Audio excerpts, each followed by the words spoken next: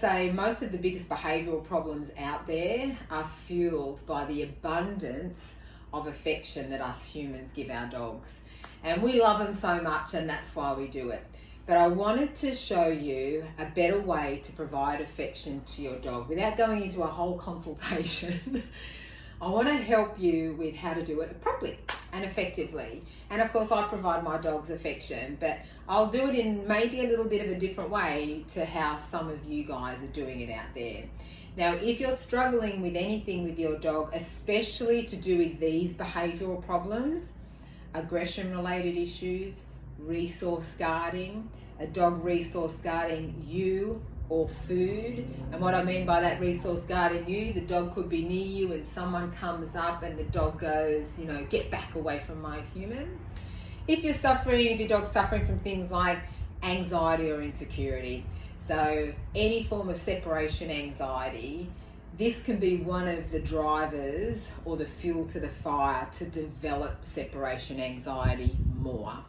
And it, you know, again, around that attachment to you. Okay, so I've got little my little ZZ down here in the bed, which most of you won't be able to see, but you can see she's having a chill out. And I'm going to provide her some affection, but show you how I do it, so I make sure my relationship with my dogs is on my terms when I'm showing that soft side of myself, and also showing, well, playing a bit hard to get in the way of your dog wanting you more. And if we're too easy to our dogs or too accessible to our dogs, this is one of the reasons why dogs struggle, or people struggle with recall with their dogs as well. So there's so much greatness that can come from this affection piece as long as you do it in the right way.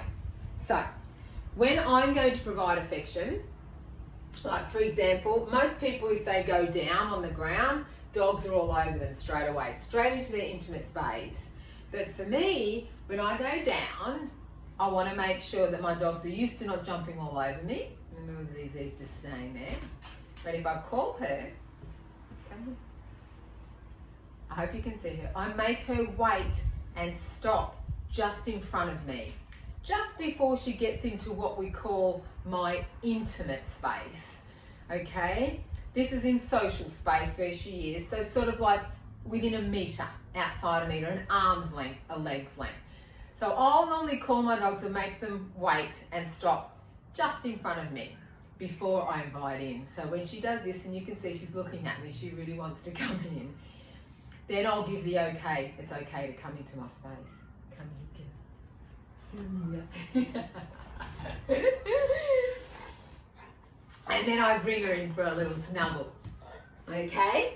And we sometimes lay on the floor and she can lay all over me, and I get her in my lap and do all this sort of stuff with her. And she's a fun little girl, and so this is lovely, and this is the bit that we all love. So once I'm finished and I've had my little piece, it's very important that you end it too. So you're in, and then I'll go, enough. So you guys can see. Enough. And then I end the affection. And so what happens with that is it leaves the dog wanting more. It leaves them wanting more of you. Think of that fabulous relationship with someone wanting more, okay? But if you're too smothering for your dog all the time, and you're over the top of them all the time, and you're patting them all the time and stuff like that, it starts to increase some of those nasty behavioural problems that start to come out.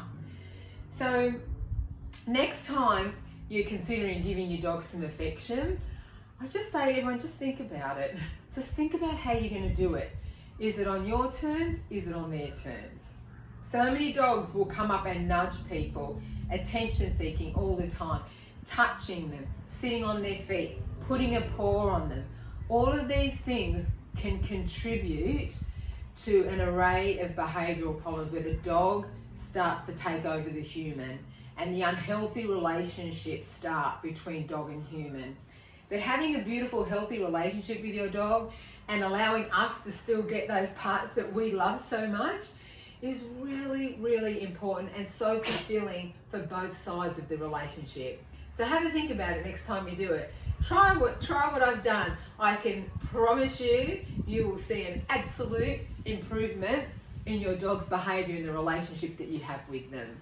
Okay? I hope that was really helpful, guys. I don't get a lot of time to do little clips like this, but I just wanted to post this because I'm dealing with a lot of dog bites at this time of year and a lot of dog issues. So I hope that helped you all out. See ya!